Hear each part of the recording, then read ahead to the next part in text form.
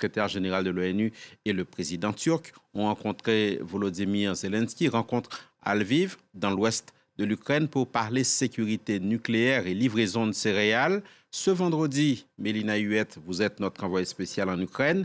Le patron de l'ONU est à Odessa. C'est la suite logique de ce voyage.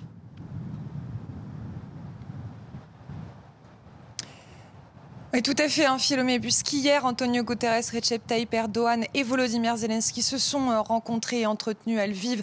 Vous l'avez dit, est tout à fait logique, puisque cet accord sur l'exportation des céréales a été signé à Istanbul sous l'égide de l'ONU et de la Turquie.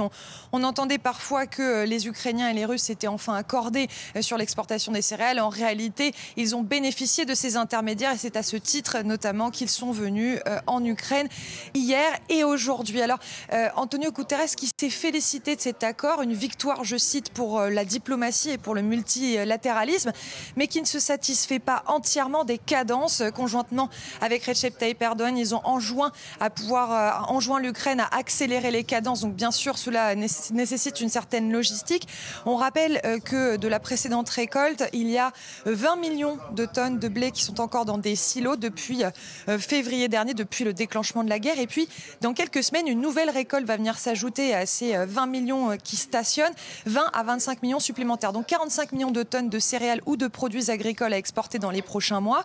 Ça veut dire qu'il faudrait retrouver à minima une cadence d'avant-guerre, 5 millions de tonnes qui partiraient chaque mois depuis les trois grands ports d'Odessa où se trouve Guterres au moment où je vous parle.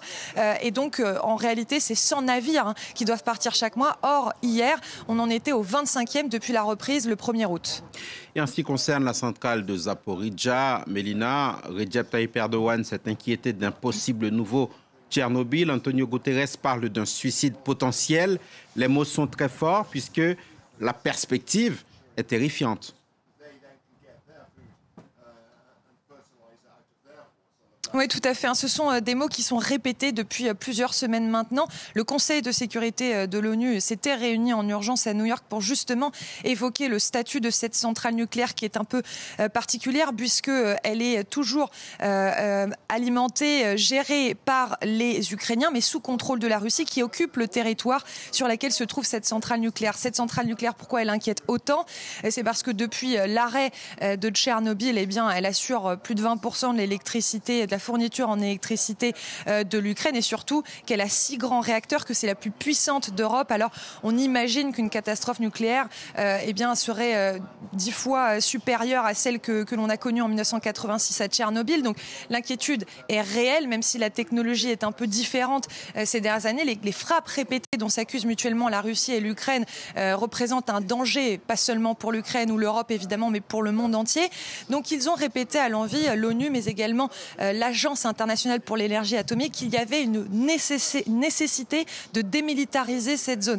Ça veut dire un retrait des forces russes qui ne sont évidemment pas d'accord.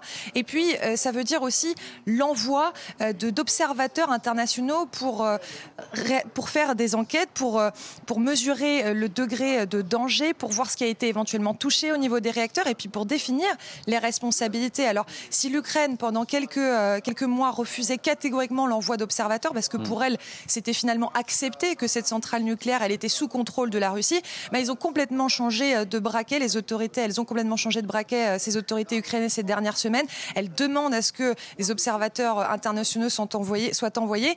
Et du côté de la Russie, eh bien, on ne dit rien, on invoque des difficultés à faire venir ces observateurs, des difficultés sécuritaires, des difficultés logistiques. Eh bien, Antonio Guterres, hier, a balayé tout cela d'un revers de la main en disant « Nous, on pourra vous fournir, nous, l'ONU, on pourra fournir à l'Agence internationale pour l'énergie atomique des moyens pour assurer votre sécurité, pour assurer la sécurité de ces agents et pour assurer la logistique, tout simplement. » Merci, Mélina Huette, envoyée spéciale de France 24 en Ukraine.